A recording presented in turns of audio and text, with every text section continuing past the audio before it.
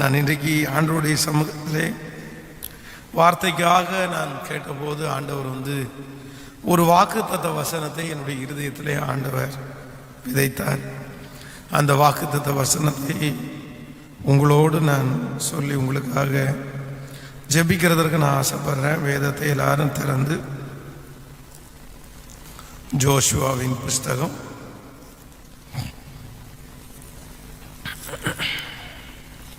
3ஆம் அதிகாரத்திலே 3ஆம் அதிகாரம் 7வது வசனத்தை எல்லாரும் நம்ம சேர்ந்து வாசிப்போம்.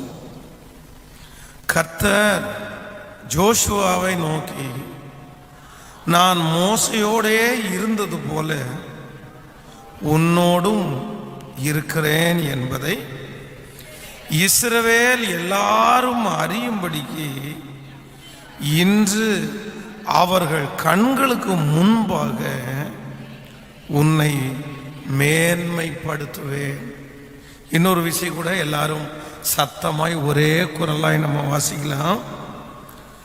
கர்த்தர் ஜோஷுவாவை நோக்கி, நான் மோசையோடு இருந்தது போல உன்னோடும் இருக்கிறேன் என்பதை இஸ்ரவேல் எல்லாரும் அறியும்படிக்கு இன்று அவர்கள் கண்களுக்கு முன்பாக உன்னை மேன்மைப்படுத்துவேன். இன்று அவர்கள் கண்களுக்கு முன்பாக உன்னை மேன்மைப்படுத்துவேன். ஆண்டவருடைய பிள்ளைகளே, இன்றைக்கு அதிகாலை வேளையிலே ஆண்டவருடைய சமூகத்திலே வார்த்தைக்காக நான் ஜெபித்து கொண்டே இருந்தேன். நேற்றைய தினத்திலையும் நேற்றைக்கு முந்தின தினத்திலையும் நான் வெளியூரில் ஒரு ஊழியத்திற்காக கடந்து போனேன். அங்கே ஊழியம் செய்துவிட்டு நேற்றைக்கு ராத்திரி தான் வந்தேன். ஆனால் இன்றைக்கி காலையில் எழுந்ததிலிருந்து என்னுடைய இருதயத்தில் ஆண்டவருடைய வார்த்தையை இன்றைக்கு உங்களுக்கு கொடுக்கும்படியாக நான் என்னுடைய மனதிலே ஜெபத்தோடு யோசித்து கொண்டிருக்கும் போது ஆண்டவர் இந்த வார்த்தையை என்னுடைய இருதயத்திலே தந்தார். நான் அவர்கள் கண்களுக்கு முன்பாக உன்னை மேன்மைப்படுத்துவேன். நம்முடைய வாழ்க்கையில இந்த ஆசீர்வாதம் மிக கண்டிப்பாக தேவையான ஒரு ஆசீர்வாதம். நம்ம நிறைய பேர் நமக்கு முன்பாக இருக்கிறார்கள். உங்களை பகைக்கிறவர்கள் நிறைய பேர் இருக்கிறார்கள். நம்ம மேல பொறாமைப்படுகிறவர்கள் நிறைய பேர் இருக்கிறார்கள். நம்ம சாக மாட்டோமான்னு நினைக்கிறவங்க நிறைய பேர் இருக்கிறாங்க. நம்ம வாழ்வோம் அப்படின்னு நினைக்கிறவங்க குறைவுதான். நம்ம செத்தா அவங்களுக்கு ஒன்றும் கிடைக்க போறதில்லை. நம்முடைய சாவில் அவர்களுக்கு ஒரு லாபமும் இருக்க போறதில்லை. ஆனால் இன்றைக்கு உங்களையும் என்னையும் சுற்றி இருக்கிற நிறைய பேர் நம்முடைய சாவுக்காக விருப்பப்படுறாங்க. அதான் எத்தனையோ பேருக்கெல்லாம் சாவு வருது இல்லை. இவனுக்கு ஒரு சாவு வராதா? இவங்களுக்கு ஒரு மரணம் வராதா? இவங்க வீட்டில் ஒரு நஷ்டம் வராதா? அப்படின்னு நிறைய பேர் உங்களை சுற்றி பார்த்து கொண்டிருக்கும் போது இன்றைக்கு கூட இந்த ஜெபத்திலே இந்த சத்தத்தை கேட்கிற யாரோ ஒருத்தருடைய வாழ்க்கையிலே நீங்கள் நினைத்து கொண்டே இருக்கலாம், பாஸ்டர் என்ன அப்படிதான் நினைக்கிறாங்க. என்னை சுற்றி இருக்கிற ஜனங்கள் அவர்களுடைய கண்களுக்கு முன்பாக தீமை நடக்க வேண்டும் என்று அவர்கள் எதிர்பார்த்து கொண்டே இருக்கிறார்கள்.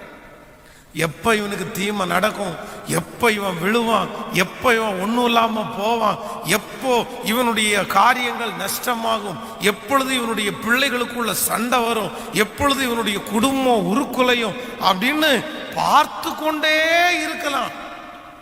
ஆனா ஆண்டவர் இன்றைக்கு உங்களுக்கும் எனக்கும் நல்ல வாக்கு கொடுக்கிறாரு. யார் வேணாலும் அப்படி நினைச்சிட்டு போட்டோம், யார் வேணாலும் அவனுடைய மனசுல அப்படி கற்பனை பண்ணிட்டு போட்டோம். ஆனா இஸ்ரவேலின் ஜெயபலமானவர் இன்றைக்கு வாக்கு கொடுக்கிறார். யார் அப்படி நினைக்கிறார்களோ அவர்கள் கண்களுக்கு முன்பாக உங்களையும் உங்களுடைய குடும்பத்தையும் கர்த்தர் மென்மேலும் மேன்மைப்படுத்துவேன் என்று வாக்கு கொடுக்கிறார். கரங்களை தட்டி அந்த வார்த்தையை நம்புகிறவர்கள், விசுவாசிக்கிறவர்கள் கரங்களை தட்டி அவர்கள் கண்களுக்கு முன்பாகவே நான் உன்னை மேன்மைப்படுத்து. அவங்க கண்ணுக்கு முன்னாடியே ஆண்டவர் உங்களை உயர்த்துவார். அவங்க கண்களுக்கு முன்பாகவே ஆண்டவர் உங்களை அலங்கரிப்பார். அவர்கள் கண்களுக்கு முன்பாகவே ஆண்டவர் உங்களை மேன்மைப்படுத்தி கொண்டே போவார். இன்றைக்கு அவர்களுடைய கண்களுக்கு முன்பாய் நீங்கள் குறைந்தவர்களா இருக்கலாம். இன்றைக்கு அவருடைய கண்களுக்கு முன்பாய் நீங்கள் மிகவும் கஷ்டப்படுகிற ஒரு மனுஷனா, இல்லை என்றால் மதிக்கத்தக்க முடியாத அளவிற்கு இன்றைக்கு அவங்க கண்களுக்கு முன்பாக இருக்கலாம். இவங்க கண்ணு முன்னாடி நான் ஒரு கோழையா இருக்கிறேனே, இவன் கண்ணுக்கு முன்னாடி ஒரு பிரயோஜனமற்றவனா இருக்கிறானே, இவன் கண்ணுக்கு முன்னாடி ஒரு தெள்ளு பூச்சி போல நான் இருக்கிறேனே. ஆனா ஆண்டவர் வாக்கு கொடுக்கிறாரு, இல்ல, யாருடைய கண்ணுக்கு முன்னாடி நீங்க அப்படி ஃபீல் பண்ணீங்களோ, யாருடைய கண்ணுக்கு முன்னாடி நீங்கள் குறைவாய் நினைக்கிறீர்களோ, அவங்கள பார்க்கும் போதெல்லாம் உங்களுக்கு ஒரு இன்ஃபீரியாரிட்டி வருது, அவங்கள பார்க்கும் போதெல்லாம் உங்களுக்கு ஒரு தாழ்வு மனப்பான்மை வருது. சே, இவனுக்கு முன்னாடி நம்ம இப்படி தாழ்ந்து போறோமே. ஆனா ஆண்டவர் இன்றைக்கு தீர்க்க தரிசனமான வார்த்தையோட கொடுக்கிறாரு, இல்ல, அவங்க கண்ணுக்கு முன்னாடி நீ சோர்ந்து போய் அவமானப்பட்டு வெட்கப்பட்டு மனம் உடைஞ்சு போய் நிற்கிற அந்த மனுஷங்களுக்கு முன்பாக, நீ கையேந்திர மனுஷங்களுக்கு முன்பாக, நீ துக்கப்பட்டு நிற்கிற அந்த மனுஷனுக்கு முன்பாக ஆண்டவர் உங்களை மேன்மைப்படுத்துகிற ஒரு நாள் சீக்கிரமாய் வரும் என்று ஆண்டவர் வாக்கு கொடுக்கிறார். கரங்களை தட்டுகிற அத்தனை பேருக்கும் அது ஆம் என்றும் ஆமேன் என்றும் அப்படியே நடக்கட்டும். அல்லேலூயா. தானியேலை குறித்து வேதம் நமக்கு சொல்லுகிறது, அவன் வேலை செய்து கொண்டிருக்கும் போது அவன் யாருக்கும் தீமை செய்யவே இல்லை. வேலை செய்கிறவர்களுக்கு விரோதமாய் எழும்பவோ, வேலை செய்கிறவர்களை பார்த்து வேலை செய்கிறவர்களை அவங்களுடைய எஜமானிடத்தில் போய் போட்டு கொடுக்கிறதோ அப்படிப்பட்ட காரியம் எதுவுமே செய்யலை. அவனுடைய வேலையில அவன் ரொம்ப கவனம் உள்ளவனா இருந்தான். அவன் செய்கிறதெல்லாம் நல்லா நடந்துருச்சு. ராஜாவுக்கு அவனுடைய கண்கள்ல தயவு கிடைச்சிருச்சு. கர்த்தர் அவன் கூட இருக்கிறதுனால அங்க இருக்கிற எல்லாருமே அவனை மெச்சி கொண்டார்கள். இது கூட இருக்கிறவங்களுக்கு பொறுக்கவே இல்லை. அவன் கூட வேலை பார்க்குறவங்களுக்கு பொறுக்கல. உடனே நினைச்சாங்க, ஐயோ, இவன் ஆசீர்வதிக்கப்படக்கூடாது, இவன் சாகணும், இவன் முடிஞ்சு போகணும். அதற்காகவே ஒரு பெரிய திட்டத்தை தீட்டி பிளான பண்ணி ராஜாவிடத்துல போய் சைனையும் வாங்கிட்டாங்க. ஆனா வேதம் சொல்லுது, கர்த்தர் தானியேலுடைய தேவன் அல்லவா, அவருடைய கண்களுக்கு முன்பாக ஆண்டவர் அவனை அழிக்கல. கர்த்தர் அவருடைய கண்களுக்கு முன்பாக அவனை மேன்மைப்படுத்தினார். அதே தேவன் தான் இன்றைக்கும் வாக்கு கொடுக்கிறார். அப்படிப்பட்ட தானியேலை மேன்மைப்படுத்தின கர்த்தர் நம்மையும் மேன்மைப்படுத்துவேன் என்று வாக்கு கொடுக்கிறார். அல்லேலூயா. இந்த சூழ்நிலை மிகவும் ஒரு மோசமான ஒரு சூழ்நிலையிலே எழுதப்பட்ட வசனம் தான் இந்த வசனம். அப்படின்னா ஜோஷுவாவுக்கு மோசையினுடைய காலங்கள் முடிந்தது, மோசே மரித்து போனார். இப்பொழுது இஸ்ரவேல் ஜனங்களை நடத்துறதற்கு ஆண்டவர் அந்த கிருபையை இந்த ஜோஷுவாவுடைய கையில கொடுக்கிறார். இந்த ஜோஷுவா ஜனங்களை தன்னுடைய கையில எடுக்கிறதற்கு, அந்த பதவியை கையில எடுக்கிறதற்கு ரொம்ப பயப்பட்டார். இந்த ஜனங்கள் வணங்கா கழுத்துள்ள ஜனங்கள், இந்த ஜனங்கள் கீழ்ப்படியாத ஜனங்கள், இந்த ஜனங்கள் மோசையை அநேக நாட்கள் எதிர்த்த ஜனங்கள், இவங்க மோசையே எதிர்த்துட்டாங்களே. இவனுக்கு முன்பாக இருந்த மோசே பெஸ்ட் லீடர் அவன். அப்படின்னா ஆண்டவர் 20 லட்சம் ஜனங்களை நடத்துறதற்கு மோசே கையில அவ்வளோ பெரிய அற்புதத்தை கர்த்தர் அவனுக்கு கொடுத்திருந்தார். அவன் ஒரு கோலை வைத்திருந்தான். அந்த கோலினால எகிப்துல 10 அற்புதங்களை ஆண்டவர் நடப்பிச்சார். ஜனங்கள் இந்த 10 வாதைகளை பார்த்த உடனே மோசையின் பேர்ல ஒரு பெரிய பயமே ஜனங்களுக்கு உண்டாயிருச்சு. அது மட்டுமல்ல, அவன் ஜனங்களை நடத்தி கொண்டு வரும்போது செங்கடலுக்கு முன்பாக நிற்கிறார்கள். எல்லா ஜனங்களும் மோசையை பார்த்து முறுமுறுக்கும் போது மோசையை மட்டும் தனியா போய் ஆண்டவரிடத்துல பேசுறான். உடனே ஆண்டவர் சொல்றாரு, உன் கையில இருக்கிறது என்னப்பா? அந்த கோலை நீட்டு. அவன் கோலை நீட்டின உடனே செங்கடல் இரண்டாய் பிரிந்து ஜனங்கள் எல்லாரும் வெட்டாந்தரையிலே நடந்தார்கள். இப்படி ஆண்டவர் மோசையின் மூலமாய் ஒரு அற்புதங்கள் அல்ல, பல அற்புதங்கள். மோசைக்கு விரோதமாய் ஒரு கூட்டம் பேசுறாங்க. ஒரு மோசைக்கு விரோதமாய் அந்த கூட்டம் பேசின உடனே வேதம் சொல்லுகிறது, பூமி ரெண்டா பிளந்து பேசினவங்க அத்தனை பேரையும் மூடி போட்டுச்சு. அப்படி ஒரு மிகப்பெரிய லீடர் தான் இந்த மோசே. ஆனால் அந்த மோசையே இந்த இஸ்ரவேல் ஜனங்கள் படாத பாடுபடுத்திட்டாங்க, கோபப்படுத்திட்டாங்க. மோசையை பார்த்து கேட்குறாங்க, இந்த வனாந்தரத்தில் நாங்கள் சாகிறதற்காக எங்களை கொண்டு வந்தீங்க, எகிப்தில் எங்களுக்கு பிரேத குழிகள் இல்லையா அப்படின்னு நிறைய மோசையை பார்த்து முறுமுறுத்து அவனை எவ்வளவு திட்ட முடியுமோ திட்டினாங்க. கடைசியில் கானான் தேசத்திற்கு மோசே போக விடாமல் தடுத்ததே இஸ்ரவேல் ஜனங்கள் தான். அவர்கள் அந்த கோவப்படுத்தினதுனால பேசணும்னு சொல்ல வேண்டிய அந்த மலையை போய் அடிச்சிட்டான்.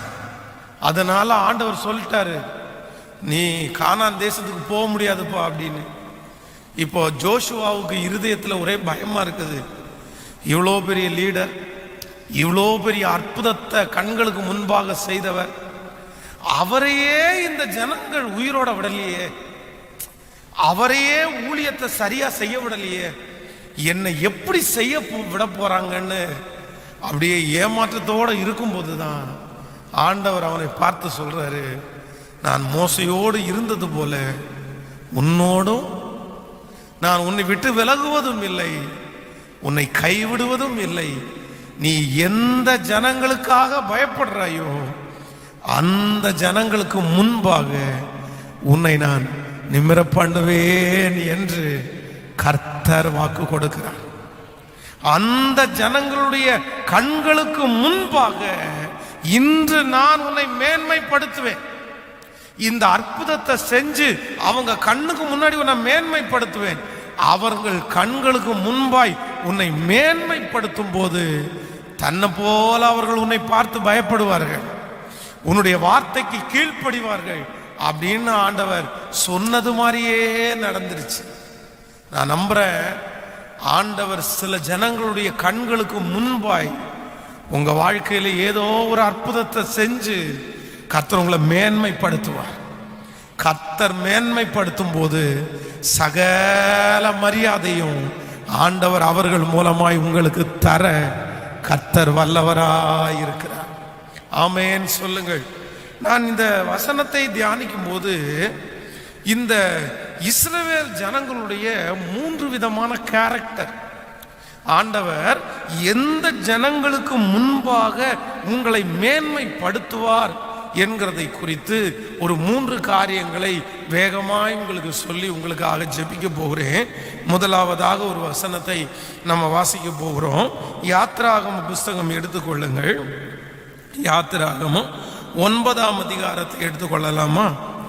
யாத்திராகமம் 9ஆம் அதிகாரத்திலே 21வது வசனத்தை நம்ம வாசிக்க போகிறோம். யாத்திராகமம் 9ஆம் அதிகாரம் 21வது வசனத்தை எல்லாரும் சேர்ந்து வாசிக்கலாம்.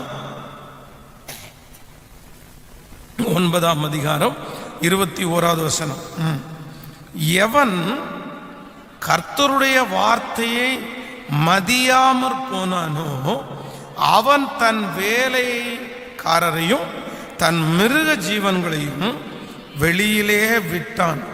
அப்பொழுது கர்த்தர் மோசேயை நோக்கி, நீ எகிப்து தேசம் எங்கும் மனிதர் மேலும் மிருக ஜீவன்கள் மேலும் எகிப்து தேசத்திலே இருக்கிற சகலவிதமான பயிர் வகைகள் மேலும் கல் மழை பெய்ய உன் கையை வானத்திற்கு நேராக நீட்டு என்றார்.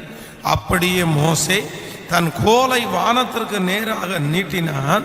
அப்பொழுது கர்த்தர் இடி முழக்கத்தையும் கல்மழையையும் அனுப்பினார்.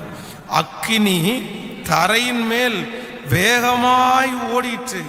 எகிப்து தேசத்தின் மேல் கர்த்தர் கல்மழையை பெய்ய பண்ணினார். கல்மழையும் கல்மழையோடு கலந்த அக்கினியும் மிகவும் கொடிதாயிருந்தது. எகிப்து தேசம் குடியேற்றப்பட்ட நாள் முதல் அதில் அப்படி ஒருபோதும் உண்டானதில்லை. எகிப்து தேசம் எங்கும் மனிதரையும் மிருகங்களையும் வெளியிலே இருந்தவைகள் எவைகளோ அவைகள் எல்லாவற்றையும் அந்த கல்மலை அழித்து போட்டது. அது வெளியின் பயிர் வகைகளை எல்லாம் அழித்து வெளியின் மரங்களை எல்லாம் முறித்து போட்டது. இஸ்ரவேல் புத்திரர் இருந்த கோசேன் நாட்டில் மாத்திரம் கல்மழை இல்லாதிருந்தது. அப்பொழுது பார்வோன் மோசேயும் ஆரோனையும் அழைப்பித்து, நான் இந்த முறை பாவம் செய்தேன், கர்த்தர் நீதி உள்ளவர், நானும் என் ஜனமும் துன்மார்க்கர், இது போதும், இந்த மகா இடி முழக்கங்களும் கல்மழைகளும்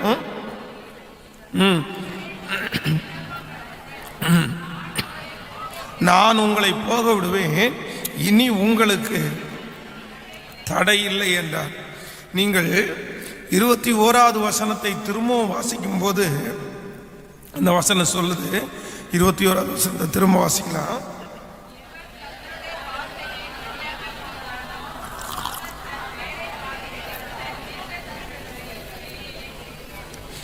எவன் கர்த்தருடைய வார்த்தையை மதியாமற் போனானோ அவன் தன் வேலைக்காரரையும் தன் மிருக ஜீவன்களையும் வெளியிலே விட்டான். கவனிங்க ஆண்டவருடைய பிள்ளைகளே, இந்த இஸ்ரவேல் ஜனங்களை பொறுத்த வரைக்கும் இஸ்ரவேல் ஜனங்களிடத்திலே இருக்கிற ஒரு மிகப்பெரிய கேரக்டர் என்ன அப்படின்னா, அவங்க அவ்வளவு சீக்கிரமாய் மனிதனை மதியாதவர்கள். மனிதனுடைய வார்த்தையை அவ்வளோ சீக்கிரமா மதிக்க மாட்டாங்க. ஏனென்றால் அவர்கள் ரொம்ப ஞானம் உள்ளவர்கள். அவர்களிலே நிறைய பேர் வானசாஸ்திரிகள், அவர்களிலே நிறைய பேர் படித்தவர்கள். இன்றைக்கு கூட நீங்கள் இஸ்ரவேல் நாட்டிலே இந்த யூத குலத்திலே இருக்கிறவர்களை நீங்கள் பார்ப்பீர்களே, ஆனால் எத்தனை நாடுகள் அவர்களை விட பெரிய நாடுகள் இருந்தாலும், எத்தனை பெரிய பெரிய ஆட்கள் இருந்தாலும், இஸ்ரவேல் தேசத்திலே இருக்கிற யூதர்கள் மட்டும் பார்த்தீங்க அப்படின்னா அவ்வளவு சீக்கிரமா மனுஷனுடைய வார்த்தையை மதிக்கவே மாட்டாங்க.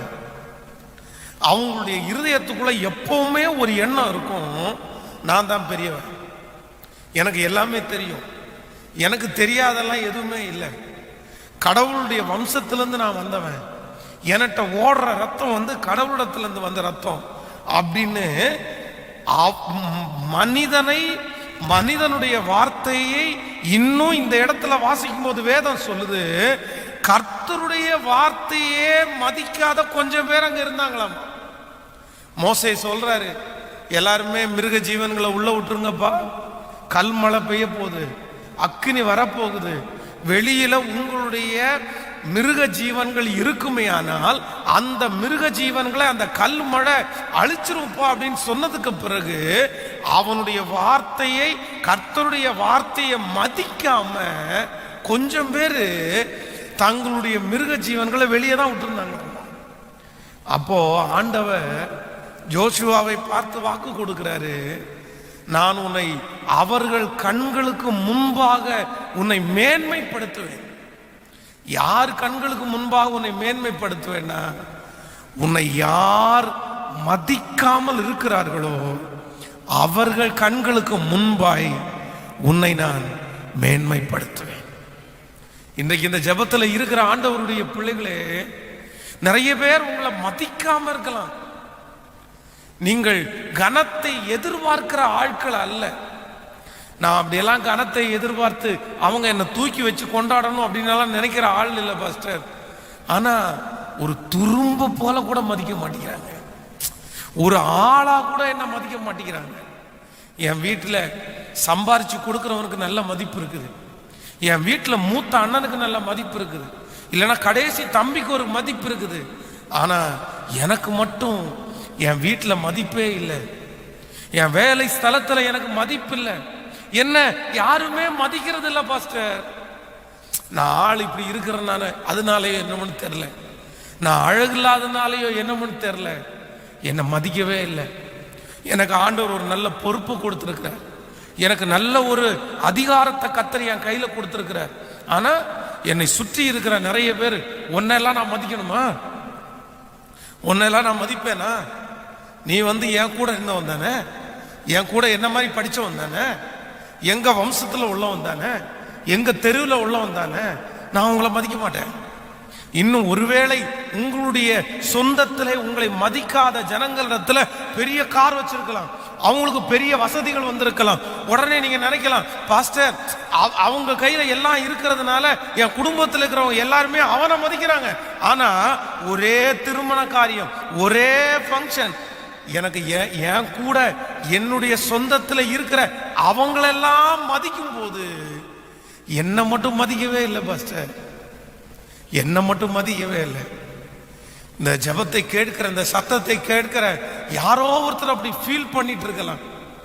எனக்குள்ள அப்படிப்பட்ட வருத்தம் உள்ள இருந்துட்டு தான் பாஸ்டர் இருக்குது. நான் என்ன தப்பு பண்ணேன்? நான் உழைச்சிட்டு தான் இருக்கிறேன், நானும் முயற்சி எடுத்துட்டு தான் இருக்கிறேன், நானும் என்னால முடிஞ்ச வரைக்கும் என்னென்ன செய்ய முடியுமோ எல்லாத்தையுமே நான் செய்யறேன். ஆனா அவனுக்கு ஒரு மாதிரி மதிப்பு, எனக்கு இன்னொரு மாதிரி மதிப்பு. அவங்கள பார்த்தீங்க அப்படின்னா அவனை பார்த்த உடனே கையெடுத்து கும்பிடுறாங்க, அவங்கள பார்த்த உடனே பாசமா பேசுறாங்க. ஆனா என்ன பார்க்கும்போது ஒரு சாதாரணமான ஒரு தொடச்சு போடுற அழுக்க போல, அப்படியே வந்தியா சரி உட்காரு, அவனை மட்டும் வந்த உடனே வெளியில இருந்தே வரவேற்று கொண்டு போய் அவங்க நல்ல இடத்துல உட்கார வைக்கிறாங்க. என்ன அப்படி செய்யவே இல்லை. அப்படிப்பட்ட ஒவ்வொருத்தருக்கும் ஆண்டவர் வாக்கு கொடுக்கிறாரு, உன்னை மதிக்காத ஜனங்களுக்கு முன்பாக கர்த்தர் வெகு சீக்கிரத்தில் உன்னை அவர்கள் கண்களுக்கு முன்பாய், அவங்க கண்களுக்கு முன்பாய், அவங்க உங்களை மதிக்கல, ஆனா கர்த்தர் அவங்க கண்ணுக்கு முன்னாடியே உங்களை மதிக்கிறது போல ஆட்களை கர்த்தர் எழுப்புவார். அவனுடைய கண்ணுக்கு முன்னாடியே கர்த்தர் ஒரு பெரிய இடத்தை ஆயத்தப்படுத்துவார். உன் தலையை எண்ணெயினால் அபிஷேகம் பண்ணுவார். மதிக்காத அந்த ஜனங்களுக்கு முன்பாய் ஆண்டவர் உன்னை மதிக்கிறதற்கு ஆட்களை எழுப்புவேன் என்று கர்த்தர் வாக்கு கொடுக்கிறார். எழுப்புவேன் என்று கர்த்தர் வாக்கு கொடுக்கிறார். என்னுடைய ஆண்டவர் சாதாரணமானவர் அல்ல, சாதாரணமானவர் அல்ல. இன்னைக்கு இருக்கிற உலகம் அப்படிதான். உலகம் எப்படி மதிப்பை கொடுக்குது அப்படின்னா அப்படிதான் மதிப்பை கொடுக்குது. நம்முடைய தோற்றத்தை பார்த்து, நம்முடைய ஆசீர்வாதங்களை பார்த்து, நம்முடைய பொருட்களை பார்த்து தான் இந்த உலகம் மதிப்பு கொடுக்குது. ஒன்று நினைத்து கொள்ளுங்கள், உங்களை இந்த உலகத்தில் இருக்கிற யார் மதிக்கிறாங்களோ இல்லையோ, உங்களை ஆண்டவர் மதிக்கிறாரு, பரலோகம் உங்களை மதிக்குது. ஆமோதிக்கிறீங்களா? பரலோகம் உங்களை மதிக்கிறதுனால தான், ஆண்டவர் உங்களை மதிக்கிறதுனால தான் இன்றைக்கு இந்த திருச்சபையில் உங்களை கொண்டு வந்து உட்கார வச்சு, நீங்க சோர்ந்து போகும்போது உங்களுக்கு வார்த்தையை கொடுத்து உங்களை தேற்றி, நீங்க ரொம்ப முக்கியமானவங்கன்றதற்காகத்தான் ஆண்டவர் உங்களை அப்படி நடத்துறாரு. நீங்க யாருக்கு வேணாலும் முக்கியம் இல்லாத நபர்களா இருக்கலாம், நீங்க ஒரு யூஸ்லெஸ் ஆன ஆளுன்னு யார் வேணாலும் சொல்லலாம். ஆனா கர்த்தருக்கு நீங்க தேவையில்லாத ஆளெல்லாம் கிடையாது. ஆண்டவருக்கு நீங்க தேவையில்லாத ஆள் கிடையாது. உலகத்துல இருக்கிற மனுஷனுக்கு சொந்தத்திற்கு நீங்க தேவையில்லாத ஆள். ஆனா என் ஆண்டவருக்கு நீங்க மிகவும் பிரயோஜனமான நபர், நீங்க தேவையான ஒரு ஆள். அதற்காகத்தான் கர்த்தர் உங்களை சோர்ந்து போகும் போதெல்லாம் தட்டி கொடுக்கிறார். அதற்காக தான் உங்களை பலப்படுத்துறாரு ஆண்டவர். அதற்காக தான் இந்த திருச்சபை ஆண்டவர் உங்களுக்கு தந்திருக்கிறார். அதற்காக தான் இந்த சத்தியத்தை நீங்க கேட்டுட்டு இருக்கிறீங்க. ஸோ நம்பர் 1, முதலாவதாக வெகு சீக்கிரத்தில், நான் சொல்ல போனா இந்த 2021 வருஷத்துல இங்க இருக்கிற நிறைய பேரை ஆண்டவர் மேன்மைப்படுத்த போறாரு. எங்க மேன்மைப்படுத்துவார் தெரியுமா? உங்களை மதிக்காத ஜனங்களுக்கு முன்பாய் கர்த்தர் உங்களை மேன்மைப்படுத்துவார். அதை நீங்க பார்க்க போறீங்க. ஆண்டவர் அந்த வார்த்தையை நிறைவேற்ற போறாரு. கரங்களை தட்டும் போதே அந்த வார்த்தை நடந்து கொண்டிருக்கிறதற்காக ஆமென். கைகளை உயர்த்தி ஒரு ஹல்லேலூயா சொல்லு. மிருதகாய் வாசல்ல நின்றுட்டு இருக்கிறான். அவன் ஒரு சாதாரணமான வாட்ச்மேன். அவனுடைய போஸ்டிங் பெரிய போஸ்டிங் அல்ல. ஆனா உள்ள போகிற ஆமான் ஒரு மிகப்பெரிய தளபதி. அவன் பெரிய ஆள். ஆனா இவருக்கு என்ன அப்படின்னு சொன்னா, இந்த யூதர்களை பொறுத்த அளவுல அவங்க கனம் கொடுப்பாங்க, அதே நேரத்தில் கால் எல்லாம் விட மாட்டாங்க. எல்லாரையுமே இந்த ஐஸ் வைக்கிற அந்த சுபாவம் எல்லாம் உண்மையா ஆண்டவரை ஆராதிக்கிறவங்களுக்கு இருக்காது. அவங்க அவ்வளவு இதுவும் ஐஸ் எல்லாம் வைக்க மாட்டாங்க. ஆமான வர்றவங்களும் போறவங்களும் எல்லாருமே ஐயா ஐயா ஐயா ஐயா ஐயா ஐயா அப்படின்னு சொல்லிட்டே இருக்காங்க. விட்டா இன்னைக்கு இருக்கிறது மாதிரி பேனருக்கு அட்டி எங்கள் தலைவரே, எங்கள் அவரே, எங்கள் கடவுளே, எங்கள் வழிகாட்டியே அப்படின்னு போட்டு கீழே பேர் கூட போட்டுருவாங்க. ஏன் அப்படின்னா அவங்களுக்கு என்ன அப்படின்னா மனுஷனை ப்ளீஸ் பண்ணணும், எப்படியாவது ப்ளீஸ் பண்ணணும். ஆனா இந்த மிருதகாய் அப்படி இல்லை. நீங்க உங்களுக்கு அதிகாரத்தில் இருக்கிறீங்க, உங்களுக்கு நான் வணக்கம் கொடுக்குறேன், உங்களை நான் மதிக்கிறேன், உங்க வார்த்தையை நான் கீழ்ப்படுகிறேன். ஆனா ஒரு நாளும் உங்களை கடவுளை மாதிரி நான் என்ன பண்ண மாட்டேன். ஆனா இந்த ஆமானுக்கு மிருதகாய் மேல ஒரு பயங்கரமான ஒரு கோபம். அதான் நான் என்ன சொல்றேன்னா, நம்ம ஊர் பழக்கத்தின்படி என்ன சொல்றேன்னா, நீ ஆஃப்டர் ஆல் ஒரு கேட்டுக்கு முன்னாடி நிற்கிற ஒரு பிச்சைக்கார, நீ ஒரு சாதாரணமான ஒரு ஆள், நீயே எனக்கு இப்படி பேசுறியா? ஏன் வணங்க மாட்டியா? உனக்கு முதுகு வளையாதோ? உன்னை பாரு என்ன பண்றான் பாரு, உனக்கு எந்த இடத்துல தூக்கி போடுறான் பாரு. உடனே ஆமான் என்ன நினைக்கிறாராமா, மிருதகாயின் மேல் மாத்திரம் கை போடுவது அவனுக்கு அற்ப காரியமா இருந்துச்சாம். அப்ப எந்த அளவிற்கு ஆமான் மிருதகாய ஒரு தூசி மாதிரி நினைச்சிருப்பான் பாருங்களேன். அவன் ஒருத்தரை மட்டும் கொல்றது அவனுக்கு அற்பமா இருந்துச்சாமா. சே, இவனை மட்டும் கொல்லக்கூடாதுடா, இவனை குடும்பத்தோட அல்ல, இவனை வம்சத்தோட அழிக்கணும்னு நினைச்சான். அப்ப எந்த அளவுக்கு அவனை குறைவாய் மதிப்பிட்டு இருப்பான் பாருங்க. ஆனா வேதம் சொல்லுது, மிருதகாய் நின்னது மனுஷனுக்கு முன்னாடி இல்லை, ஆண்டவருக்கு முன்னாடி இல்லை. அவன் ஆண்டவருடைய பிள்ளை அல்லவா. எந்த ஆமான் மிருதகாய ஒரு சாதாரணமான வாட்ச்மேன் நினைச்சு மதிக்காம அவனுக்காக 50 முழம் தூக்கு மரத்தை நட்டுனானோ, நான் நம்புறேன் அவனுக்கு முன்னாடி கர்த்தர் மிருதகாயை யாருக்கு முன்னாடி மேன்மைப்படுத்தினார் சொல்லுங்க? குடு குடு குடுன்னு ஓடி வரான் ஆமான். ராஜா ரொம்ப நல்ல மூடில் இருக்கிறாரு. உடனே ராஜா ஆமானை பார்த்து கேட்கிறாரு, எப்பா நான் ஒருத்தனை கனம் பண்றதுக்கு விரும்புறேன், நான் ஒருத்தனை மேன்மைப்படுத்துறதுக்கு விரும்புறேன், என்னடா செய்யலாம்? நான் ஒருத்தனை கனப்படுத்துறேன்னா என்ன, எப்படி கனப்படுத்தலாம்? உடனே வேதம் சொல்லுது, ஆமான் தன்னுடைய உள்ளத்திலே நினைச்சானாமா, என்னை அல்லாமல் ராஜா வேறு யாரை கனம் பண்ண போறாரு? இந்த ராஜாங்கத்திலேயே, இந்த அரசாங்கத்திலேயே, இந்த வீட்டிலேயே கனப்படுத்தணும் அப்படின்னா அதற்கு தகுதியான ஒரே ஆள் யார் தான்? நான் தான். உடனே அதான் இலவசமா வர்றத அடிச்சு விடுவானே, சொல்றேன், ராஜா ஏறுற குதிரை, ராஜா உன்னுடைய வஸ்திரம், எல்லாரும் தெண்டலிட்டு பணியணும். ஏறக்குறைய ராஜா அடவருக்கும் வந்துட்டான். உடனே இப்போ மிருதகாய் அந்த ஆமானை பார்த்து ராஜா என்ன சொல்றாரு அப்படின்னா, நீ இப்ப என்னென்ன சொன்னியோ அத்தனையும் யாருக்கு போய் செய், யாருக்கு போய் செய்? மிருதகாய்க்கு செஞ்சிருப்பா. மிருதகாய்க்கு நீங்க நினைச்சு பாருங்க, அந்த நேரத்திலேயே, அந்த நிமிஷத்திலேயே ஆமானுடைய முகம் செத்து போயிருச்சுங்க. இது தீர்க்க தரிசனமான வார்த்தை. இந்த ஜெபத்தில் இருக்கிற ஆண்டவருடைய பிள்ளையே, நான் சொல்றேன், ஆண்டவரை மட்டும் உறுதியாய் பிடிங்க. ஆண்டவரை மட்டும் நேசிங்க. ஆண்டவரை மனசு விட்டு ஆராதிங்க.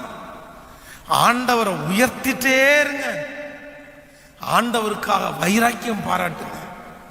பரிசுத்தத்திற்காக நில்லுங்க. இந்த உலகத்தை வெறுத்து ஆண்டவரை மட்டும் டிபெண்ட் பண்ணுங்க.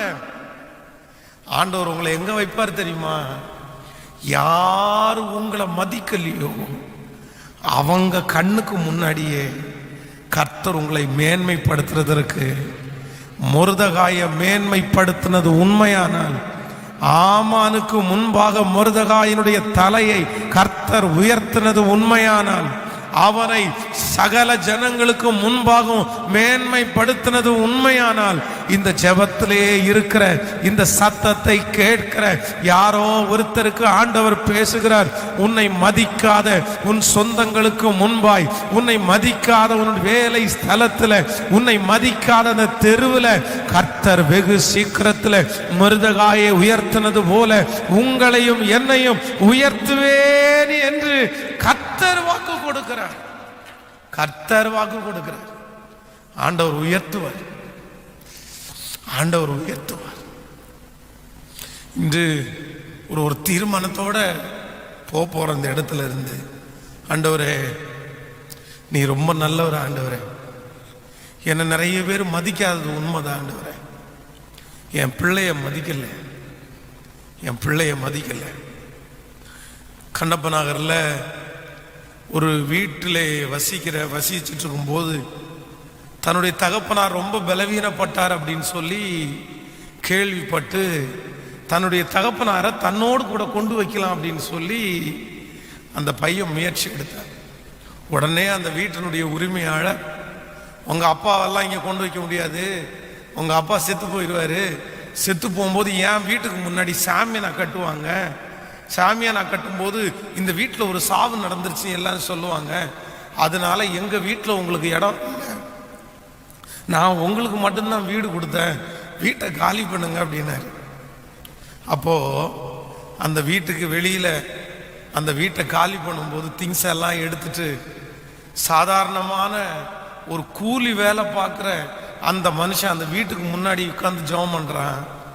ஆண்டவரே என்னுடைய அப்பாவை வச்சு பார்க்கக்கூடாதுன்னு அவர் சொல்லியிருக்கிறாரு. நான் இதை விட ஒரு கஷ்டப்பட்ட வீட்டுக்கு போனால் கூட எனக்கு கவலை இல்லை, ஆனால் உங்கள் பிள்ளை நான், என்ன அவன் மதிக்கலைன்னா கூட பரவாயில்ல, உங்கள் பிள்ளை இவனுக்கு முன்னாடி நான் வெட்கப்பட்டு போகக்கூடாது.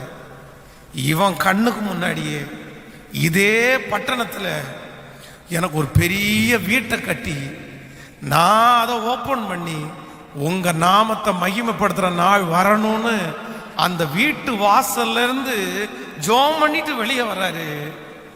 எண்ணி 7 வருஷம் அவர் கட்டின வீட்டை விட 10 மடங்கு அதிகமான பணத்துல கட்டுறதற்கு கர்த்தர் உதவி செய்து அதை திறந்து அதுல குடியிருக்க பண்ணுவாரே. ஆனால் இன்றைக்கு இந்த ஜெபத்திலே இருக்கிற உங்களுக்கு அற்புதம் செய்யாமல் இருப்பாரோ? அற்புதம் செய்யாம இருப்பாரோ? நம்முடைய தேவன் மேன்மைப்படுத்தினார். இந்த தேவனுடைய மனுஷனை ஆண்டவர் மேன்மைப்படுத்தினார். ஜோஷுவாவை மேன்மைப்படுத்தினார். இஸ்ரவேல் ஜனங்கள் அவ்வளவு சீக்கிரத்தில் மோசையே மதிக்கலையே, மோசையே மதிக்காத ஆட்கள். போக வேண்டாப்பா, ஆண்டவர் உங்க மேல கோபமா இருக்கிறாரு, நீங்க ஆண்டவருக்கு விரோதமாய் தப்பு பண்ணிட்டீங்க, எல்லாரும் இருங்க, ஆண்டவரிடத்துல மன்னிப்பு கேட்டுட்டு திரும்ப போலான்னு சொல்லும் போது அவனுடைய வார்த்தையை மதிக்காம கொஞ்சம் பேரு இல்ல இல்ல கர்த்தர் எங்க கூட இருக்கிறாருன்னு சொல்லி மதிக்காம கிளம்பி போனாங்க. மோசையே மதிக்காத ஜனங்கள் இந்த ஜோஷுவாவை மதிச்சிடுவாங்களா? ஆனா ஆண்டவர் மதிக்க வச்ச, அவங்க கண்ணுக்கு முன்னாடியே ஜோஷுவாவை மேன்மைப்படுத்தி கர்த்தர் ஒரு நாள் கனம் பண்ண வைத்தார். இங்க இருக்கிற நிறைய பேரை உங்களுடைய சொந்தங்கள் கனப்படுத்துகிற ஒரு நாள் சீக்கிரமா வரும்னு நான் நம்புறேன். விசுவாசிக்கிறீங்களா? நம்புறீங்களா? அவங்க கனப்படுத்தலை அப்படின்னு நீங்க சோர்ந்து போகாதீங்க. உங்களோட இருக்கிறவர் பெரியவர். உங்களுக்கு மெட்டீரியல் பிளஸிங் இல்லாம இருக்கலாம், ஆனா நான் நம்புறேன் அவங்க கூப்பிட்டா ஆண்டவர் வர்றாரோ இல்லையோ, நீங்க கூப்பிட்டா கர்த்தர் வருவார். உங்க ஜெபத்தை கர்த்தர் கேட்பார். அவங்கள மாதிரி உங்களுக்கு கார் இல்லை, அவங்கள மாதிரி உங்களுக்கு வீடு இல்லை, ஆனா அவங்களுக்கு இல்லாத சமாதானத்தையும் சுகத்தையும் ஆண்டவர் உங்களுக்கு நிறைவா இன்றைக்கு தந்திருக்கிறார். நம்புறவர்கள் கரங்களை தட்டி அவர்களுக்கு இல்லாத சுகம், அவர்களுக்கு இல்லாத பலன், அவர்களுக்கு இல்லாத சகலத்தையுமே ஆண்டவர் நமக்கு தந்திருக்கிறார். கர்த்தர் வாக்கு கொடுக்கிறார், அவர்கள் கண்களுக்கு முன்பாக உன்னை நான் மேன்மைப்படுத்துவேன். கையை மேல உயர்த்தி நன்றி ஆண்டவரே, நன்றி ஆண்டவரே. ஆண்டவர் யாருக்கு முன்னாடி உங்களை மேன்மைப்படுத்துவாருன்னா, உங்களை மதிக்காத ஜனங்களுக்கு முன்பாக உங்களை கர்த்தர் மேன்மைப்படுத்துவார். யோசேப்பு சொப்பனத்தை பார்த்து தன்னுடைய கூட பிறந்த சகோதரத்தில் சொல்லும் போது அவனை யாருமே மதிக்கவே இல்லை. அதான் அவன் சாப்பாடு தூக்கிட்டு வரும்போது சொல்றாங்க, இதோ சொப்பனக்காரன் வருகிறான். சே, நம்மளை விட நம்ம தம்பி ஆவிக்குரிய வாழ்க்கையில நல்லா இருக்கான்ல, ஆண்டவரோட ரொம்ப நெருக்கமா இருக்கான்ல, அவன் ரொம்ப நல்ல பையன்ப்பா, அவன் சொப்பனெல்லாம் பார்க்குற அளவுக்கு கடவுள் அவனோட பேசுறாருல்ல அப்படின்னு மதிக்க வேண்டிய சொந்த சகோதரர்களே யோசேப்பை மதிக்கவே இல்லை, மதிக்கவே இல்லை. இதோ சொப்பனக்காரன் வருகிறான், அவனை தூக்கி இந்த குழியில போட்டுருவோம், அவனை கொன்றுவோம், அவன் சொப்பனை எப்படி நிறைவேறுது பார்க்கலாம். ஆனா வேதம் சொல்லுது, யோசேப்போட கர்த்தர் இருந்தார், அவனை கர்த்தர் மேன்மைப்படுத்தினார். எப்படி மேன்மைப்படுத்தினார் தெரியுமா? மதிக்காத தன்னுடைய சகோதரர்களுக்கு முன்பாகவே ஆண்டவர் அவனை மேன்மைப்படுத்துறதுக்கு வல்லவராக இருந்தார். அந்த தேவன் தான் நம்முடைய தேவன். தாவீதை குறித்து வேதம் சொல்லுகிறது, அவன் போய் யுத்த களத்தில் நின்று இருக்கும் போது சொல்றான், இன்னும் இவன் 40 நாளா கத்திட்டு இருக்கான்னு சொல்றீங்க, இவன் ரொம்ப அசிங்கமா திட்டிட்டு இருக்கிறான், இவன் இப்படியே விட்டா சரி வராது, நான் போறேன், நான் போய் அவனை கொன்றுறேன் பாருங்க அப்படின்னு சொல்லும் போது அவங்க அண்ணன் தம்பி எல்லாரும் கிண்டல் பண்றாங்க, ஏடா சும்மா வாய முடிட்டு கொஞ்ச நேரம் அமைதியாடுறா, உன்னுடைய இருதயத்தின் அகங்காரத்தை நாங்கள் அறிவோம் அப்படின்னா எந்த அளவுக்கு கோபத்தோட அவன் திட்டுறாங்க பாருங்களேன். அந்த கொஞ்ச ஆடுகளை யார் வசத்தில் விட்டு வந்தாய்? போடா, யுத்தத்தை பார்க்க அல்லவா வந்தாய்? உன் துணிகரத்தையும் உன் இருதயத்தின் அகங்காரத்தையும் நாங்கள் அறிவோம். அவனை ஒரு பொருட்டாவே எடுக்கல அவங்க. நீ ஆடு மேய்க்கிறவன், உனக்கும் யுத்தத்துக்கு என்னடா சம்பந்தம்? உனக்கும் கோலியாத்துக்கு என்ன சம்பந்தம்? போ, அந்த வேலை என்னமோ சாப்பாடை கொடுத்துட்டியா, நாங்க நல்லா இருக்கோம்னு கேள்விப்பட்டியா, அப்பாட்ட போய் சொல்லு. ஆனா வேதம் சொல்லுது, கர்த்தர் அந்த சகோதரனுடைய கண்களுக்கு முன்பாகவே தாவீதை மேன்மைப்படுத்தினாரா? மேன்மைப்படுத்தினாரா? கர்த்தரை மட்டும் பிடிங்க தேவ பிள்ளை, ஆண்டவரை மட்டும் பிடிங்க. உங்களை மதிக்காத இடத்துல கர்த்தர் மதிக்க வைப்பார், மதிக்க வைப்பார். எனக்கு ஆச்சரியமா இருக்கு. என்னுடைய சொந்தத்தில் ஒரு நாள் பெரியவங்க பேசிட்டு இருக்காங்க, ஒரு டிஸ்கஷன் போயிட்டு இருக்குது, கல்யாணத்துக்குரிய அந்த டிஸ்கஷன் போயிட்டு இருக்குது. அங்க நான் போயிட்டு இருக்கிறேன், போய் உட்கார்ந்துருக்கும் போது என்னை அந்த இடத்துல துரத்திட்டாங்க. எங்க வீட்டில் இருக்கிற ஒரு முக்கியமான ஒரு நபர் உனக்கு இங்கே என்ன வேலை, நீ எதுக்கு இங்கே உட்காந்து கேட்டுருக்கிற, நீ எல்லாம் கேட்க வேண்டிய அவசியம் இல்லை, நீ கிளம்பி போயிடு அப்படின்னு துரத்தி விட்டாரு. ஆனா இன்னைக்கு அட் ப்ரெசண்ட் எங்க எங்க எங்க குடும்பத்திலே ஒரு ஃபங்க்ஷன் நடக்குது. அந்த ஃபங்க்ஷன் நடக்கும்போது அவங்க ஒரு டேட், இந்த டேட்ல இந்த ஃபங்க்ஷன் வைக்கலாம் அப்படின்னாங்க. நான் சொன்னேன், இந்த டேட்ல நான் ஃப்ரீயா இல்லை, நான் வர முடியாது அப்படின்னு.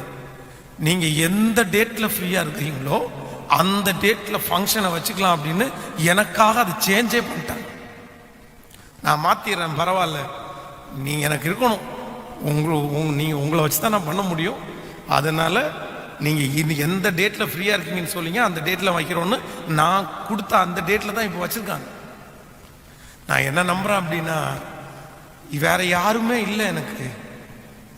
ஒன்னே ஒன்று, ஆண்டவரை உறுதியாய் பிடிச்ச ஒரே ஒரு காரணத்திற்காக மதிக்காத ஜனங்களுக்கு முன்னாடி இப்போ கர்த்தர் என்ன மேன்மைப்படுத்தி இருக்கிறார்ல. உங்களை மேன்மைப்படுத்த மாட்டாரா? சொல்லுங்க, உங்களை மேன்மைப்படுத்த மாட்டாரா? நிச்சயம் மேன்மைப்படுத்துவார். ஆனா நீங்க ஆண்டவரை உறுதியா பிடிக்காம இருந்துடாதீங்க. எல்லாரும் இந்த மாசம் ஆண்டவரை ரொம்ப பிடிச்சிட்டீங்கன்னு வைங்களேன், கர்த்தர் வெகு சீக்கிரத்தில் அப்படி செய்வார். உங்க வீட்டில் ஒரு ஃபங்க்ஷன் நடக்கும், உங்க வீட்டில் ஒரு மேலதாள சத்தம் கேட்கும், உங்க வீட்டில் ஒரு களிப்பின் சத்தம் கேட்கும், உங்க வீட்டில் ஒரு உயர்வின் சத்தம் கேட்கப்படும். உங்களை ஆண்டவர் அங்கீகரித்த சத்தம் உங்களுடைய வீடுகளில் கேட்கப்படும் போது உங்களை மதிக்காதவர்கள் கூட உங்களை பார்த்து கனம் பண்ற அளவிற்கு ஆண்டவர் உங்களை கொண்டு வந்து நிறுத்துவார். நிறுத்துவார் நிறுத்துவார் உங்களை நம்மை மேன்மைப்படுத்துகிற ஒரு கர்த்தர். ஆமென் சொல்லுங்க. நம்பர் 2, ரெண்டாவது, ஆண்டவர் யாருக்கு முன்பாக, யாருடைய கண்களுக்கு முன்பாக உங்களை மேன்மைப்படுத்துவார்? இல்லைன்றால் இந்த இஸ்ரவேல் ஜனங்களுடைய கேரக்டரை குறித்து வேதத்தில் வாசிக்கும் போது நீங்கள் யாத்திராகம புஸ்தகம் 4ஆம் அதிகாரம் 1வது வசனத்தை எடுத்துக்கொள்ளலாமா? யாத்திராகம புஸ்தகம் எல்லாரும் எடுத்துக்கொள்ளலாம். 4ஆம் அதிகாரத்தில் 1வது வசனத்தை நம்ம சேர்ந்து வாசிக்கலாம். அப்பொழுது மோசே, அவர்கள் என்னை நம்பார்கள், என் வாக்குக்கு செவி கொடார்கள், கர்த்தர் உனக்கு தரிசனமாகவில்லை என்று சொல்லுவார்கள் என்றார். கர்த்தர் அவனை நோக்கி, உன் கையில் இருக்கிறது என்ன என்றார். ஒரு கோல் என்றார். அதை தரையிலே போடு என்றார். அவன் அதை தரையிலே போட்ட போது அது சர்ப்பமாயிற்று. மோசே அதற்கு விலகி ஓடினான். அப்பொழுது கர்த்தர் மோசையை நோக்கி, உன் கையை நீட்டி அதன் வாலை பிடி என்றான். அவன் தன் கையை நீட்டி அதை பிடித்த போது அது அவன் கையிலே கோலாயிற்று. நீங்க 1வது வசனத்தை திரும்ப வாசிச்சீங்கன்னா, அப்பொழுது மோசே, அவர்கள் என்னை நம்பார்கள், என் வாக்குக்கு செவி கொடார்கள். மோசே இஸ்ரவேல் ஜனங்களுக்கு முன்பாக எகிப்திலே ஒரு பெரிய தலைவனா இருந்தான். ஒரு காலத்தில் அவன் ராஜாவுடைய வீட்டில் இருந்தான். அங்க போத்திபாருடைய மகனை போல் அவன் இருந்தான்.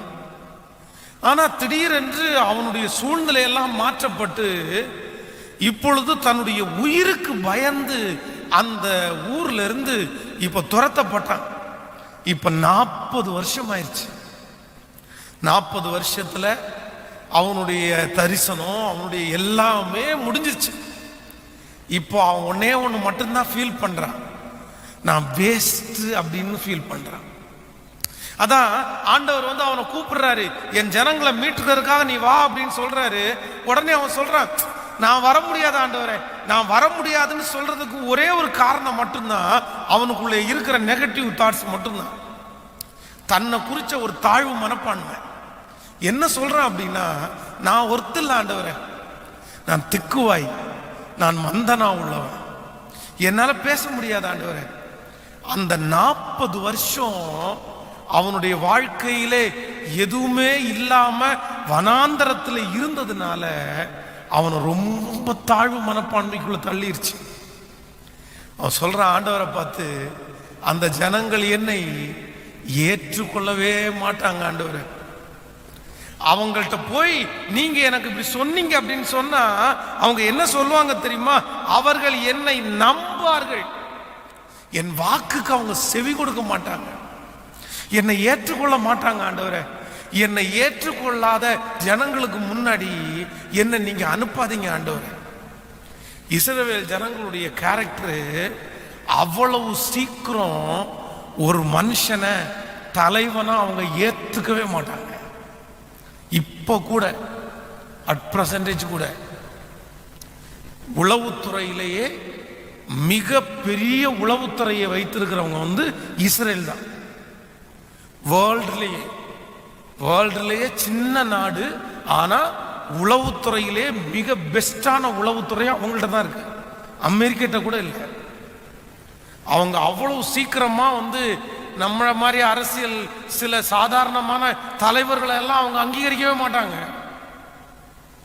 அவங்க தலைவர்களாய் வைத்திருக்கிறவங்க அவ்வளவு நாலேஜ் உள்ளவங்க, படிச்சவங்க எல்லாம். அவங்களுக்கு இத்தனை லாங்குவேஜ் தெரியணும், இதெல்லாம் தெரியணும் அப்படின்றவங்கள தான் அவங்க எலெக்ஷன்ல நிக்க வைப்பாங்க. நமக்கு இங்க எலெக்ஷன்ல நிக்கிறவங்க அப்படி கிடையாது. கட்சியில சேர்ந்தவங்க அவங்க படிச்சிருக்காங்களோ படிக்கலையோ, அவங்களுக்கு இங்கிலீஷ் பேச தெரியுமோ பேச தெரியாதோ, அதெல்லாம் ஒன்றும் பார்க்கறது இல்லை. அவங்களுக்கு அவ்வளோதான். அந்த வம்சாவளி வர்றது மாதிரி இந்த பொறுப்பை அவங்க கையில் கொடுத்துறவங்க எல்லாம் நம்ம ஊரில் தலைவர்களாக இருக்காங்க. ஆனால் அவங்க அப்படியே கிடையாது. அவங்க அவ்வளோ சீக்கிரமா ஒரு மனுஷனை ஏற்றுக்கவே மாட்டாங்க. அப்போதான் ஜோஷுவா நினைக்கிறாரு, ஆண்டவரே இவ்வளோ பெரிய பொறுப்பை என் கையில் கொடுக்குறீங்களே, இவங்க மோசையே என்ன பண்ணல, ஏத்துக்கல. மோசே முதல்ல வரும்போது இவன் என்ன சந்தேகப்பட்டானோ அதே மாதிரி அவங்களும் சந்தேகப்பட்டாங்க. சொன்னாங்க, நாங்க நம்ப மாட்டோம்ப்பா. அவன் போய் இப்ப பாருங்க, நான் போய் ராஜாவிடத்துல பேசிட்டு வரேன்னு போய் பேசிட்டு வரான். பேசிட்டு வந்த உடனே அந்த ராஜா இன்னும் கொஞ்சம் டைட் பண்ண உடனே அத்தனை பேர் மோசைட்ட சண்டைக்கு வந்துட்டாங்க. நீ எங்கேயோ கிடந்த ஒருத்தன், நீ வந்து எங்களை மீட்டுட்டு போறேன்னு சொல்லிட்டு இருக்கிற பிரச்சனையோட சேர்த்து இன்னும் கொஞ்சம் பிரச்சனையை இழுத்து விட்ட. ஏற்கனவே அவர் என் மேல கோபமா இருக்கிறாரு, இப்ப பாத்தீங்கன்னா ரொம்ப கோபமாயிட்டாரு.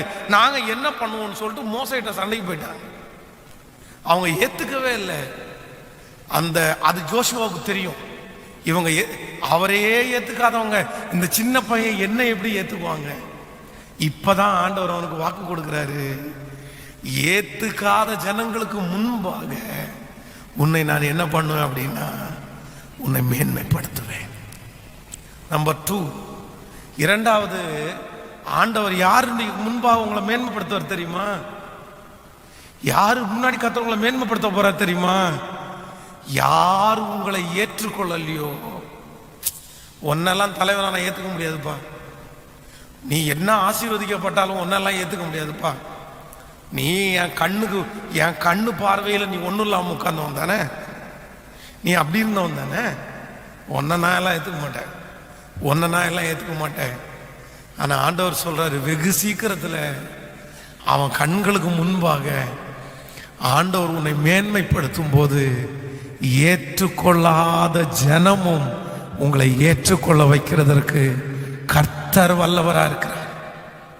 ஆமென். என் வார்த்தை ஒரு மதிப்பா என் வீட்டில் இல்லை பாஸ்டர், என் குடும்பத்தில் இல்லை.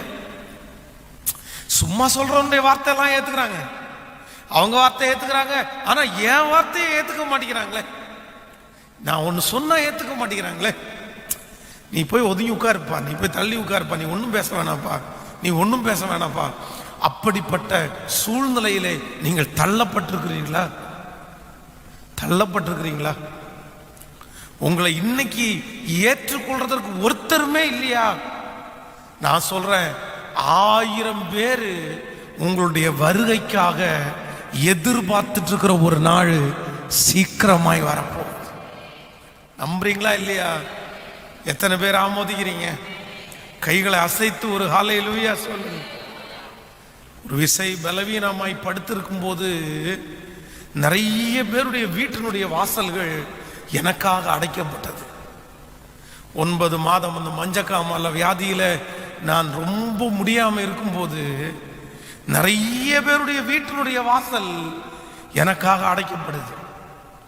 சாப்பாடு கொடுக்கும்போது கூட எரிஞ்சு விழுந்து தான் சாப்பாடு கொடுப்பாங்க, ஒரு திட்டி தான் சாப்பாடு கொடுப்பாங்க. அந்த சாப்பாடை சாப்பிட்றதுக்கே கசப்பா இருக்கும். குளிக்க போகும்போது ரொம்ப நேரம் குளிச்சுட்டு இருந்தா, இன்னைக்கு இவ்வளோ நேரம் குளிச்சுட்டு இருக்காங்க, இவ்வளோ நேரம் குளிச்சா தண்ணி என்னதுக்கு ஆகுறது? ஏற்றுக்கொள்றதுக்கு இல்லை. என்னமோ அடுத்து இவன் உடம்பு நல்லா இல்லாம நம்ம வீட்டுக்கு வந்துருவானோன்னு நினைச்சு ஏற்கனவே என்கிட்ட சொல்லி அனுப்பிட்டாங்க. அடுத்து உடம்பு நல்லா இல்லாம இருந்து வந்துச்சு அப்படின்னா நீ எதுக்கும் அங்க போயிரு, எதுக்கும் அங்க போயிரு அப்படின்னு என்கிட்ட சொன்னாங்க. ஆனா இன்னைக்கு இப்போ நான் நினைச்சு பார்க்கும்போது ஆச்சரியமா இருக்குது. ஒரு காலத்துல என்னை ஏற்றுக்கொள்ளாம அடைக்கப்பட்ட நிறைய வாசல் இன்னைக்கு நான் வர்றதுக்கு முன்னாடியே எனக்காக என்ன பண்ணிருக்குன்னா அந்த வாசல் திறந்தே இருக்கு. அந்த வாசல் திறந்தே இருக்கு. பெருமைக்காக சொல்லல, கர்த்தருடைய நாமம் மகிமைக்காக சொல்றேன். அவங்க சொல்ற ஒரே ஒரு வார்த்தை, நீங்க ஒன்றும் பண்ண வேண்டாம், நீங்க வந்து என் வீட்டில் காலடி எடுத்து வச்சுட்டு ஒரே ஒரு டம்ளர் தண்ணியை மட்டும் நான் கொடுக்குறேன், அந்த தண்ணியை மட்டும் குடிச்சிட்டு போங்க, எனக்கு ஆசீர்வாதம்னு சொல்றாங்க. நான் நம்புறேன் நீங்களும் நான் ஆராதிக்கிற தெய்வம் சாதாரணமானவர் அல்ல. இன்றைக்கு இந்த ஜபத்தில் இருக்கிற யாரோ ஒருத்தர் தான் கர்த்தர் பேசிட்டு இருக்கிறார்.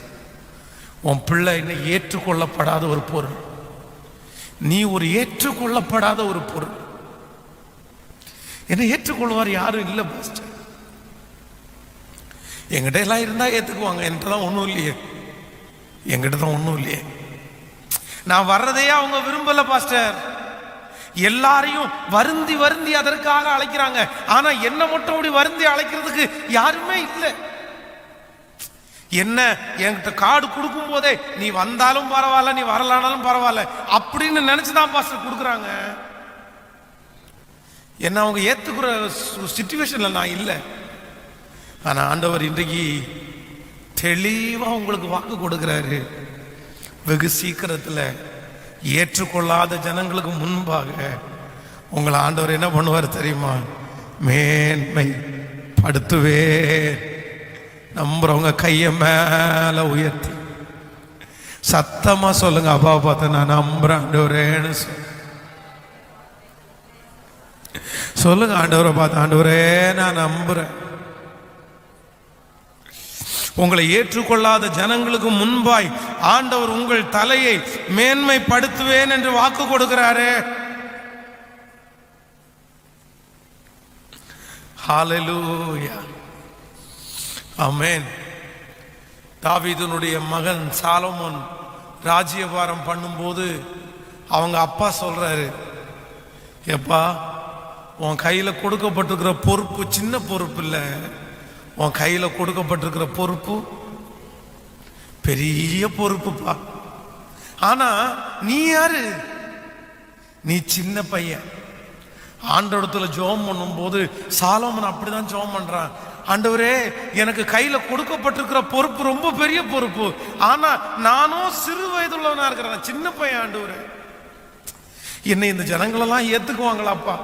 எங்க அப்பா வேற லெவல், எங்க அப்பா பெரிய யுத்த வீரர், எங்க அப்பா பொறுமைசாலி, எங்க அப்பா ஜெப வீரர், எங்க அப்பாவுடைய குவாலிட்டியை சொல்ல போனோம்னா ஆயிரக்கணக்கான குவாலிட்டி எங்க அப்பாவுக்கு இருக்குது.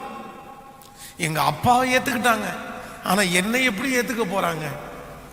ஒரே ஒரு இடத்துல ஆண்டவர் அவனுடைய ஞானத்தை சகல ஜனங்களுக்கு முன்னாடி வெளிப்படுத்துறாரு.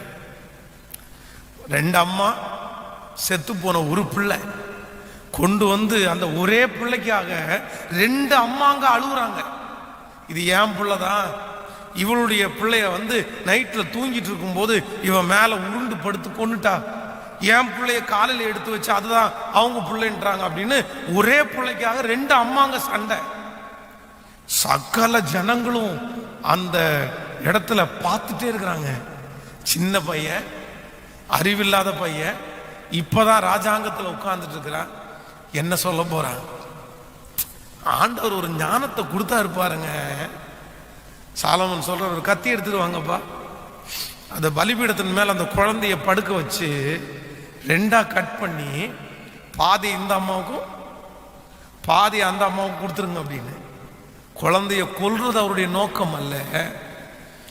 அந்த வார்த்தையை சொன்னாரோ இல்லையோ, உண்மையுள்ள அந்த பிள்ளையினுடைய தாய் ஓன்னு அழுது, இந்த குழந்தை என் குழந்தை இல்லை, இந்த குழந்தை அவங்க குழந்தை தான், இந்த குழந்தைய கொல்ல வேண்டாம், அவங்கள்ட்டே கொடுத்துருங்க. உடனே சாலமன் சொல்றாரு, அந்த குழந்தையினுடைய உண்மையான தாய் இவ அல்ல, அவங்க தான், அவங்கள்ட்ட கொடுங்க. அது வரைக்கும் சின்ன பையன், இவன் என்ன செய்ய போறானோ அப்படின்னு எதிர்பார்த்துட்டு இருந்தவங்க கையெடுத்து கும்பிட ஆரம்பிச்சிட்டாங்க. எங்க ராஜாவுக்கு கொடுத்த ஞானம் யாருக்குமே இல்லாத ஞானத்தை கர்த்தர் கொடுத்திருக்கிறார். இந்த தீர்க்க தரிசனமாய் சொல்லுகிறேன். இந்த ஜபத்தில் சத்தத்தை கேட்கிற ஆண்டவர் யாரோ உடைஞ்சு போன உள்ளத்துக்கு கர்த்தர் சொல்றாரு, உன்னை ஏற்றுக்கொள்ளாத ஜனங்களுக்கு முன்னாடி கர்த்தர் வெகு சீக்கிரத்தில் உங்களை மேன்மைப்படுத்துகிற ஒரு நாள். ஆமென். ஆண்டவரோட நெருங்கி பழக பழக பழக ஏற்றுக்கொள்ளாத இடங்களிலையும் உங்களை என்ன பண்ணுவாங்க அப்படின்னா ஏற்றுக்கொள்வார். ஆமென். நான் இன்னைக்கு காலையிலிருந்து ஆண்டவருக்கு ரொம்ப நன்றி சொல்லிட்டே இருக்கிறேன். ரொம்ப நன்றி சொல்லிட்டே இருக்கிறேன். ரிஜெக்ட் பண்ணப்பட்டவன் என்னை போல யாரும் இருந்திருக்க முடியாது. ஆனா இன்று என்னுடைய வாழ்க்கையை நான் பார்க்கும்போது எனக்கு ஆச்சரியமா இருக்கு. ஆச்சரியமா இருக்கு.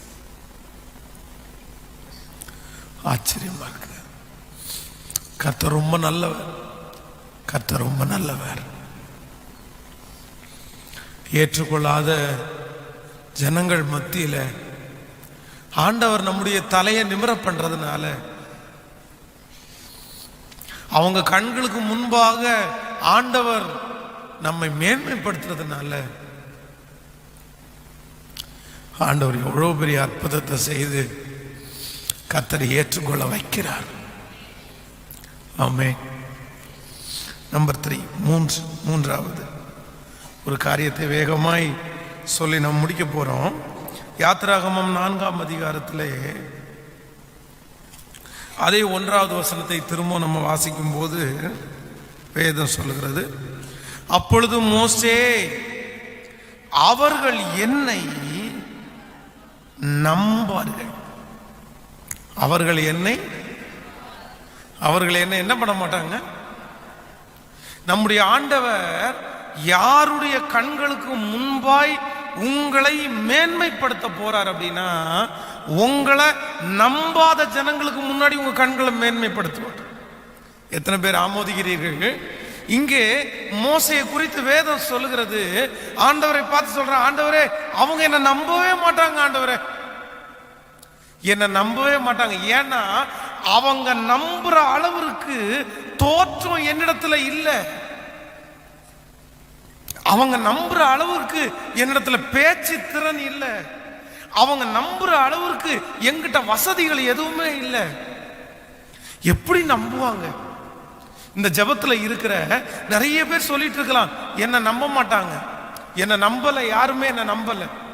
ஒருவேளை நீங்கள் வேலைக்கு போன இடத்துல, நீங்கள் வியாபாரம் பண்ண போன இடத்துல, நீங்கள் பிசினஸ் பண்றதற்காக இருக்கிற இடத்துல யாராவது ஒருத்தர் உங்களுடைய காரியத்தை நம்புறாங்களா அப்படின்னு பார்த்தா, உங்க தோற்றத்தை பார்த்த உடனே அவங்களுக்கு நம்பிக்கை வராம இருக்கலாம்.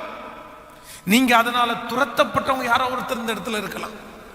பசங்க நம்பவே இல்லை, அதனால இந்த பிசினஸை என்னால் செய்ய முடியாது போல தெரியுது, நான் ஒன்றும் பொழைக்க முடியாது போல தெரியுது, நான் என்ன சொன்னாலும் நம்ப மாட்டேங்கிறாங்க, என் வீட்டில் இருக்கிறவங்க என்ன நம்ப மாட்டேங்கிறாங்க. ஆனா ஆண்டவர் சொல்றாரு, வெகு சீக்கிரத்தில் ஆண்டவர் உங்களை அவர்கள் கண்களுக்கு முன்பாய் மேன்மைப்படுத்தும் போது உங்களை நம்பாத அத்தனை பேரும் திரும்ப நீங்க ஒரு வார்த்தை சொன்னா கூட அந்த வார்த்தையை நம்புற அளவிற்கு கர்த்தர் உங்களை அலங்கரிக்க, மேன்மைப்படுத்த, அதற்கு பிறகு நீங்கள் சொல்லுகிற வார்த்தையிலே ஒரு மிகப்பெரிய நம்பிக்கை வரும்னு நான் நம்புறேன். ஆமென் சொல்லுங்க. இன்னைக்கு உங்க கஷ்டத்தை சொன்ன நம்ப மாட்டேங்கிறாங்களா? உங்க கண்ணீர் கதையை நம்ப மாட்டேங்கிறாங்களா? உங்களுடைய உண்மையை நம்ப மாட்டேங்கிறாங்களா? இல்ல இல்ல, ஆண்டவர் இன்னைக்கு வாக்கு கொடுக்கிறாரு, அவர்கள் கண்களுக்கு முன்பாய் நான் உன்னை மேன்மைப்படுத்துவேன். எஸ், ஆமென். ஜோஷுவா ஆண்டவரை பார்த்து அங்கலாய்ப்பா இருக்கிறது அப்படிதான். ஆண்டவரே, மோசையே அவங்க நம்பலையே, என்னை எப்படிப்பா நம்ப போறாங்க? நான் ஜனங்களுக்கு இந்த சொத்துக்கள் எல்லாம் பங்கிட்டு கொடுக்குற பொறுப்பு என் கையில தான் கொடுக்குறீங்க, நான் ஒழுங்கா பங்கிட்டு கொடுப்பேன் அப்படின்னு சொல்லி இந்த ஜனங்களை என்னை எப்படி நம்புவாங்க? நான் சரியா கொடுப்பேனா? என்னை நம்புவாங்களா? ஆண்டவர் அவங்களுக்கு முன்னாடி மேன்மைப்படுத்தி நம்ப வைத்தார். இன்னைக்கு 3 காரியத்தை ஆண்டவர் நம்மோட பேசினார். நம்பர் 1, முதலாவது, கர்த்தர் யாருடைய கண்களுக்கு முன்பாய் நம்ம மேன்மைப்படுத்துவார்? சொல்லுங்க. நம்மை மதிக்காத ஜனங்களுக்கு கண்களுக்கு முன்பாய் உங்களை மேன்மைப்படுத்துவார். நம்பர் 2, இரண்டாவது, உங்களை ஏற்றுக்கொள்ளாத மனிதர்களுக்கு முன்பு ஆண்டவர் உங்களை மேன்மைப்படுத்துவார். நம்பர் 3, மூன்றாவது, உங்களை நம்பாத ஜனங்களுக்கு முன்பாய் கர்த்தர் உங்களை, எத்தனை பேர் ஆமோதிக்கிறீங்க? கைகளை உயர்த்தி ஒரு ஹல்லேலூயா.